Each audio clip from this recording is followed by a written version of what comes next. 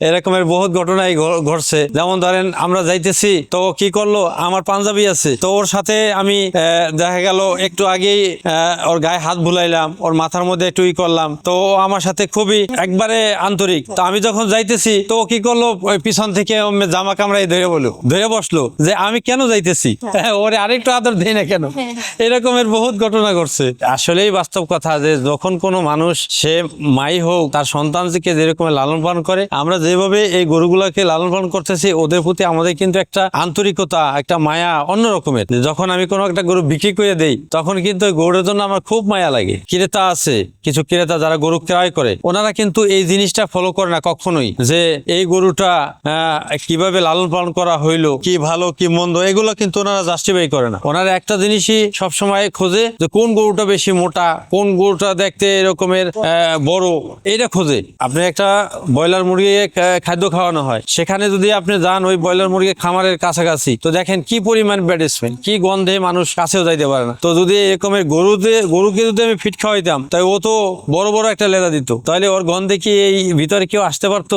বিশেষ করে যারা যে সমস্ত গরুগুলা আপনার স্টক করে, এগুলার তথ্য জেনে আমরা জানতে পারলাম যে এই গরুগুলাকে ফিট খাওয়ানো হইতো, এবং ফিট খাওয়ানোর কারণে এই গরুগুলা হিট স্ট্রোকে গরুগুলা মারা যায়। আর আমরা আলহামদুলিল্লাহ এই প্রসেস আমরা অবলম্বনও করি না, আর এগুলোর ব্যাপারে আমাদের অতটা ধারণাও নেই। যে জিনিসটা যত বেশি ভালো, তার দামটা একটু বেশি হয়। মোটা তাজা না হইলেও যদি জানা থাকে যে এই গরুটা ন্যাচারাল খাদ্য দিয়ে লালিত পালিত, ওই গরুটা যদি আমি একটু বেশি দাম দিয়েও নেই, যদি গোশত একটু কমও পাই, তো এটার দ্বারা আমি নিশ্চিত যে আমি সুস্থ থাকবো, এবং এই গরুর গোশত যারা খাবে তো সবাই সুস্থ থাকবে। আমাদের এই ফার্মটা 2 বছর অতিবাহিত হইলো, 3য় বছরে পদার্পণ করলো। তো আমাদের এই মদিনা এগ্রোল্যান্ড আমরা প্রথম যখন শুরু করছিলাম, তখন তো কেউই জানতো না। তো আলহামদুলিল্লাহ এখন মোটামুটি অনেকেই জানে মদিনা এগ্রোল্যান্ড সম্পর্কে, যে আমরা কিভাবে আমাদের গরুগুলোকে লালন পালন করি, আর এগুলোকে আমরা একবারে স্বাভাবিক ন্যাচারাল ভাবে লালন পালন করি। বর্তমানে সারা বাংলাদেশের মধ্যেই খুব কম খামারি এমন আছে যারা প্রকৃত গরু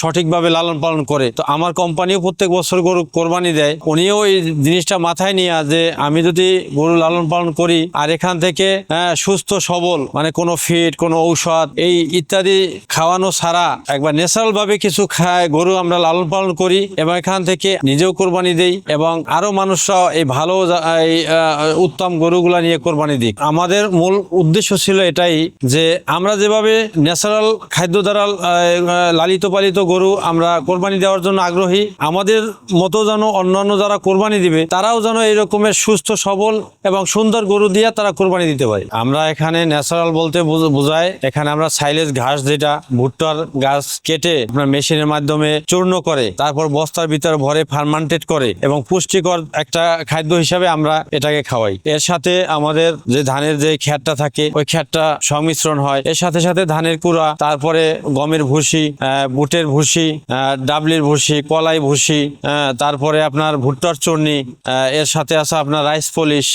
এইভাবে কিছু উপাদানের মাধ্যমে যে একটা খাদ্য তৈরি হয়, এটাকেই আপনার দানাদার খাদ্য বলে। যে আমাদের এখানে চতুর্দিক একবারে খোলামেলা আছে, শুধু উপরে একটা শেড, এবং এখানে যেভাবে আমরা দেখতেছেন পালতেছি, ফাঁকে আমরা আমাদের একটা জায়গা আছে ওপেন, যে এখানে কিছু গরু নিয়ে আমরা ওখানে ছেড়ে দেই। এরা কিছু সময় গরু খেলাধুলা করে, আবার তাদেরকে নিয়ে আসি। দেখা গেল আজকের 5টা গরু ছাড়লাম, আবার আগামীকালকের আবার 5টা, এভাবে করেই আমরা এই গরুগুলাকে সুষমভাবে লালন পালন করতেছি। দেখলেন না যে আমি ডাক দিতেছি তো লাফাইতেছে, আবার আমি ডাক দিতেছি তো আসতেছে। এভাবে করেই ওরা, যেহেতু মানুষের চেয়ে তো কোনো অংশে কম না, ওদেরকে যখন আমরা পুষি, ওদেরকে খাওয়াই, ওদেরকে গোসল করাই, তো ওদের সাথে আমাদের এমন একটা সম্পর্ক যে আমরা যখন আসি, তো ওরা আমাদেরকে দেখলেই বুঝে যে আমাদেরকে হয়তো খাবার দেওয়ার জন্য আসছে, অথবা আমার কোনো সেবা যত্নের জন্য আসছে। যার কারণে ওরা আমাদের দেখার পরে কোনো ফালাফালি লাফালাফি এরকম কিছুই করে না, বরং ওরা কি করে, ওরা আমাদের দিকে তাকাই থাকে। ওরা ওদের কাছে যাওয়ার পরে ওরা খুব খুশি হয়।